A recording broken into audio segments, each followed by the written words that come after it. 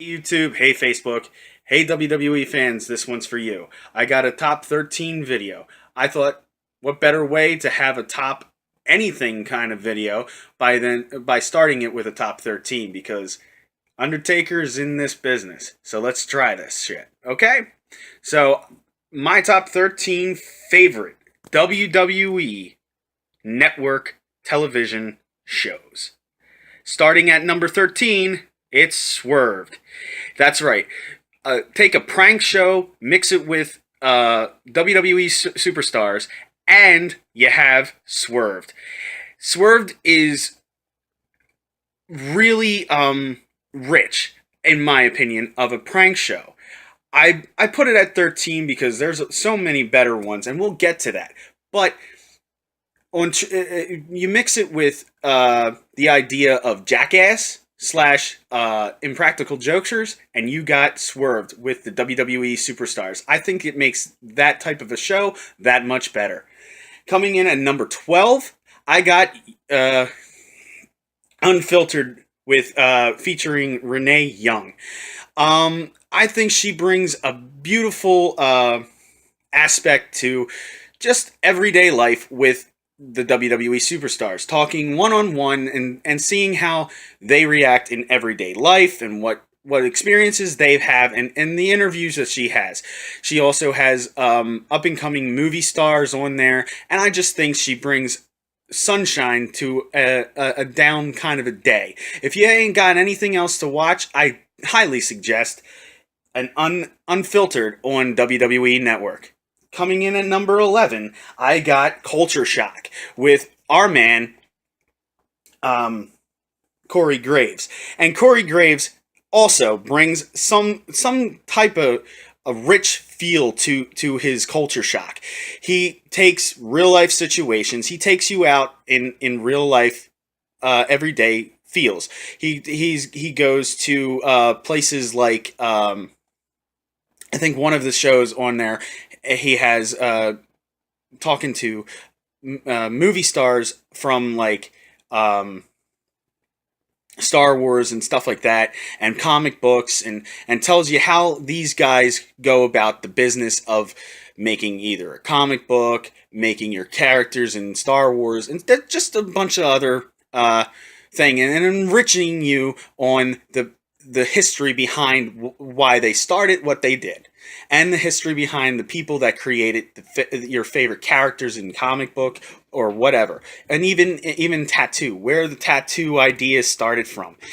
Coming in at number 10, we got also another Corey Graves show on the WWE Network, which I like, is Superstar Inc. And it gives you the backstory as to why these WWE superstars chose the ink that they have on their body, whether it's from Chris Jericho to Roman Reigns to people that you didn't even know actually had a tattoo. And I just think it's perfect with what Corey Graves talks about, because he's one of the guys that has the tattoos himself, and he even talks about his own and why he came up with some of the tattoos that he has. I'm not one completely for tattoos, but I've changed my mind about that too, by watching this show. It's pretty cool. Coming in at number 9, I have Ride Along. I know people are probably thinking, why is it number 9? Well, it's a good show. Don't get me wrong. It has its ups and it has its downs, but it's only had a few, and it's a show that they're not completely booking, in my opinion. Every once in a while, we'll get a new one, maybe a new scenario. I don't think they're like completely thinking this all the way through, as to how many they should put out and whatever, and each one. I think they want to kind of hold off on the big names for a while too, but they have names like Roman Reigns in the car with maybe R-Truth or his cousins, or just the crazy mix-ups. I like it for that reason, and it's something. It's also another filler that is, if you ain't got nothing else to watch, turn this on and put on the network. And coming in at number 8, I have WWE 24. Um, Again, it's not a show that they add content all the time on the WWE network, but they add from time to time, and they put new superstars that you want to hear backstories of, maybe a situation in their life, or maybe something of a main event that's coming up, and what they feel. And it's just another show that's on there that's perfect for if you don't have anything. It's a rainy day outside and you want to turn it on. It's an interesting feel of like knowing the backstory of maybe your favorite character and stuff like that, and what they've gone through, and specific ones like Daniel Bryan, when how he felt on the last day of his career. It highlighted that, and there's so many other ones that you can check out on the WWE Network. Coming in at number 7, WWE Legends House. Now, this is a great show. You've put a bunch of legends in one house, and you see how they react to each other. I thought that was a great concept. Unfortunately, yes, this was one of the last shows that we will see Rowdy Roddy Piper in. And I love this type of idea. I wish they would have a second season. They haven't had one since the first airing of Legends House on the WWE Network. And I think it would be great to enrich us with a second season. And add maybe current people that have been in a Hall of Fame, maybe Trish Stratus, maybe some other names and stuff like that. But enrich us with a new season, WWE. I think that would be the perfect thing for us to see. Another season of WWE Legends House. Hey, maybe even bring back one of the other legends that was in the previous Legends House and see how they react with the new legends of today and tomorrow and the next. And again, it's another show that is great on the WWE Network. One of my absolute favorites. Coming in at number 6, we have WWE Beyond the Ring. Now, this isn't quite a show on the WWE Network. It puts all their DVDs into a category there, whether it's Owen Hart, Heart of Gold, or whether it's Paul Heyman's DVD, My Name is Paul Heyman, or Batista's, both of his, or even the Ultimate Warriors recent DVD and stuff like that. They commemorate all these superstars and all the DVDs that they have, and you can go through the list. Whether you have these on your own personal home videos, or if you don't, they have them there if you want to watch their content, and it's perfect for the nostalgia and the feels of WWE. Now, sorry, I had to adjust the camera there for a minute. Coming in at number 5. Number 5 is WWE Breaking Ground. Now, this is a perfect concept to a show that kind of like it has a tough enough feel, but it enriches it even better, and you get to see literal backstage how they are vamping the new characters, some of the old characters, and how everyday life and of an up and coming star, how they feel. And I might be wrong at this, but I think the guy that narrates it is William Shatner. It sounds like him to me. Maybe none of you guys know that, but if you do, you can leave that in the comments and let me know. I'd love to know who actually is voicing that.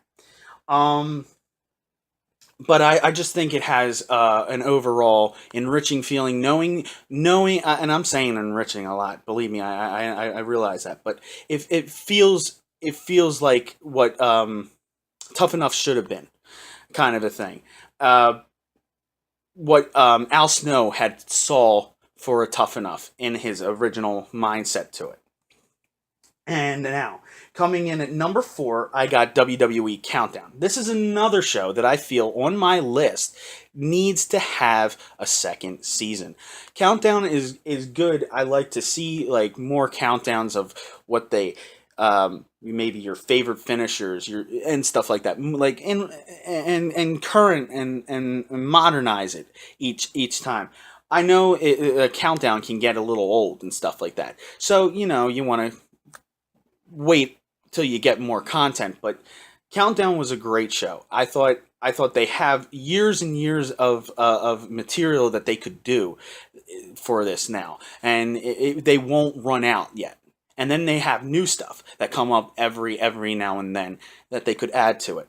But lo and behold, it only had one season, but it's still a great watch if nothing at all that you have to watch. Coming in at number 3, for me at least, is Camp WWE. Now, this is a recent one that they have, and I think it's one of their gold mines. You take WWE superstars, you make them kids, and you turn them into cartoons, kind of like a Family Guy feel, and it brings awesomeness to the feel of the WWE. And then you have the raunchy jokes.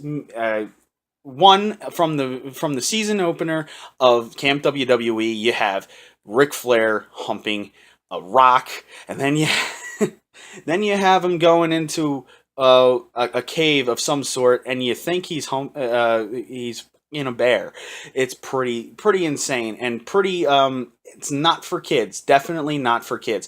This is for adults, and I think it gives you the feels, man. It gives you the feels. Okay. Coming in at number 2, the Stone Cold Podcast. You got podcasts from Vince McMahon all the way to Stephanie McMahon and Big Show. And I just think to know the backstory of these WWE superstars who you watch every day from time to time, and you bring into your house, you like to know a little bit more of their personal lives, how they got into the business, and it just gives you the feels of listening to these guys and knowing the shit they went through just to get to the top and be a name that will be in your household. Okay, and my number 1 show on the network today is NXT. I think it's perfect show for anyone that you're trying to maybe get into the idea of wrestling and whatever. It's a great starter show. And not only for that, it's got great content, it's got matches that you definitely want to see, and it's got superstars that are the superstars of tomorrow. And from people like Shinsuke Nakamura to Asuka and Austin Aries and Eric Young. These are enriching people that we're going to see come into the WWE in the modern day. Honorable mentions, though, are WWE Rivals, which is another show that's really good. WrestleMania Rewind. It's kind of like the other ones that I have on this list, but all in all, it's great. So guys, if you like this video, tippy-tappy that like button, smack that subscribe button like you would a fine ass, and as always, have a safe and blessed day. And if you want to follow me on Twitch, I have a Twitch.